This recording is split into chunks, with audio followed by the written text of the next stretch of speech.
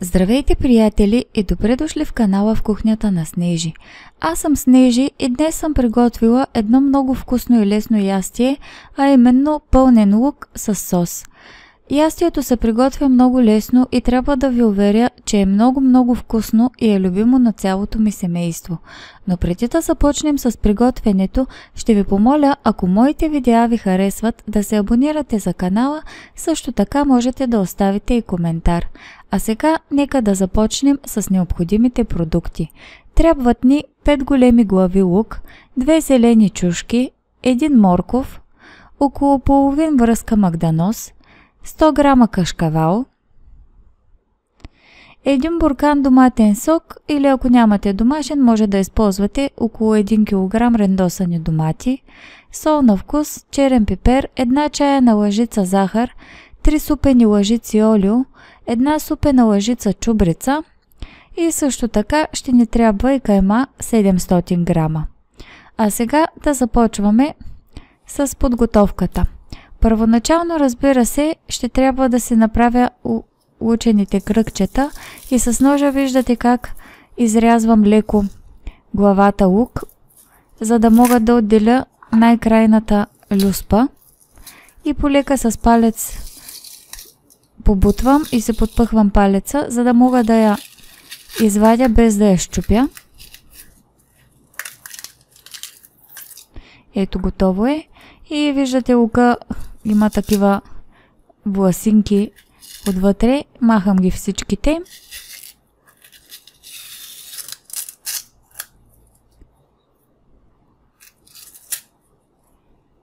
И първия ми лук е напълно готов. Сега от същата глава ще отделя още една люспа. Пак по същия начин отрязвам леко и след това подпъхвам с пръст отдолу, почиствам и продължавам с останалите глави, като от всяка вадя по 1 или 2 люспи, а останалия лук ще го използваме в ястието, ще видите къде. Люспите се отделят лесно, не е трудно. Ето, готови са ми всичките люспи. В моя случай имам 7. За толкова люспи ми е каймата. И сега продължавам, като една от останалите глави лук ще се я нарежа на много ситно и ще я добавя при каймата.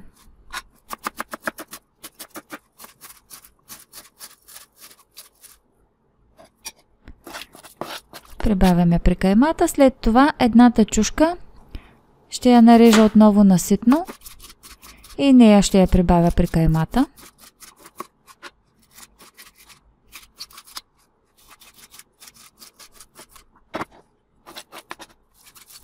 И накрая добавям и магданоза, който отново го режа на ситно.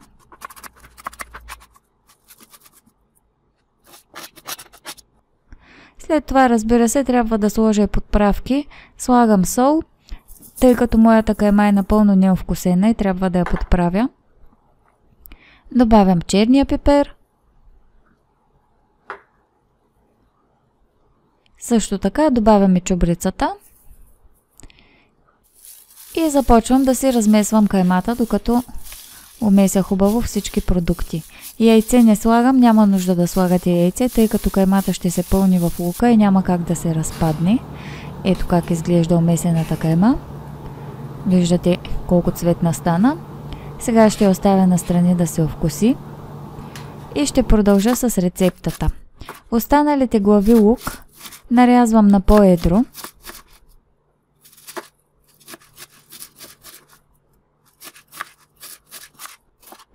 Другата чушка също я нарязвам на по-едри парчета. И остана да се нарежа само моркова. И него го режа горе-долу на по-едри парченца. Ето ги готовите нарязани зеленчуци отблизо, виждате как изглеждат. И сега в дълбок тиган си добавям олиото. И след като позагрее малко, добавям нарязаните зеленчуци. за да мога да започна да ги запържвам. Изсипвам ги внимателно в тигана. Първоначално изглеждат много, но след като се позапържат ще намалят обема си. Разбърквам ги добре и ще ги пържа за около 7-8 минутки, за да могат да се запържат добре и да умекнат. Ето виждате как изглеждат след 7-8 минутки. Запържиха се добре, умекнаха добре. Ето и отблизо. И сега е време да добавя доматения сок. Изливам целия буркан. Моя сок е домашен. Но ако нямате, както ви казах, може да сложите, да използвате рендосани домати около килограм. Разбърквам всичко добре.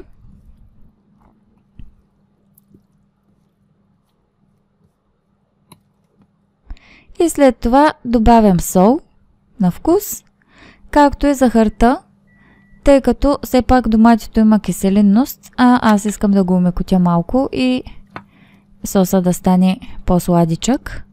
Разбърквам всичко много добре, да се умеси хубаво солта и захарта и ще оставя така да покъкри, докато си пълня лука.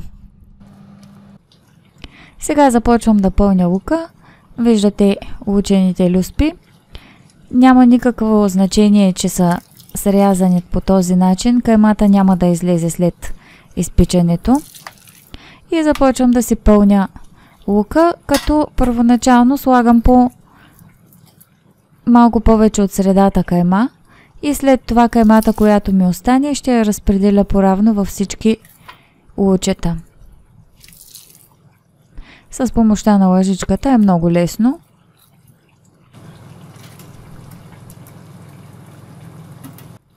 Продължавам така, докато напълня всичките луци.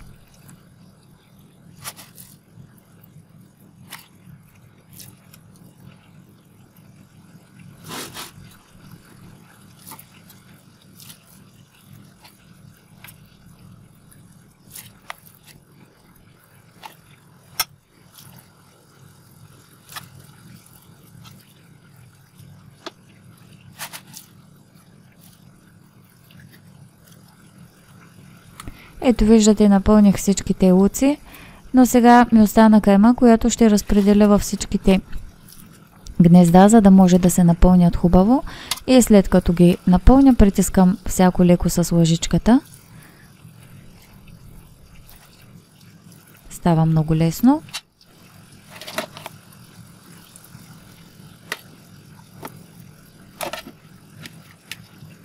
Ето, готова съм. Напълних всичките люспи лук с каймата.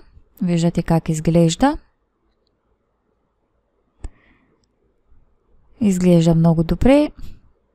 Каймата, въпреки че са разтворени люспите, пак казвам, не излиза от там. И отивам на котлона да си видя соса. Той повря около 10 минути. Виждате колко добре изглежда. Но вече е време да го сваля от котлона, защото така или иначе ще се пече, няма нужда да го държа повече да го варя. И с помощта на лъжицата започвам да слагам соса в тавата покрай лука.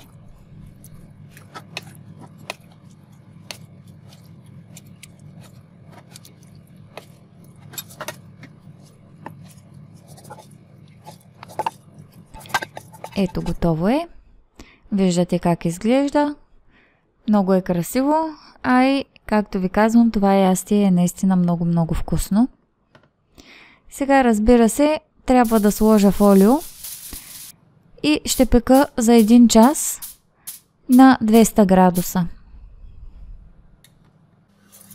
Ето, след 1 час печене, сега ще махна фолиото да видим как изглежда нашето ястие. Виждате, каймата се е изпекла напълно. Но ще го върна във фурната за 10 минутки още, да може отгоре каймата да придобие златист цвят. Ето, след 10 минутки е време да добавя и кашкавала, който настъргах. Слагам върху всяка глава лук кашкавал. Той, разбира се, отива и малко отстрани, но няма как. Става още по-вкусно така. Разпределям целия кашкавал върху главите с лук и след това ще върна във фурната за 10 минутки да се изпече и кашкавала. Ето го и нашето готово ястие, приятели. Както видяхте, приготвя се много лесно, а е наистина много вкусно и може да изненадате вашето семейство или вашите гости с пълнен лук. Сега ще разрежа един лук, за да видим как се е изпекал и отвътре.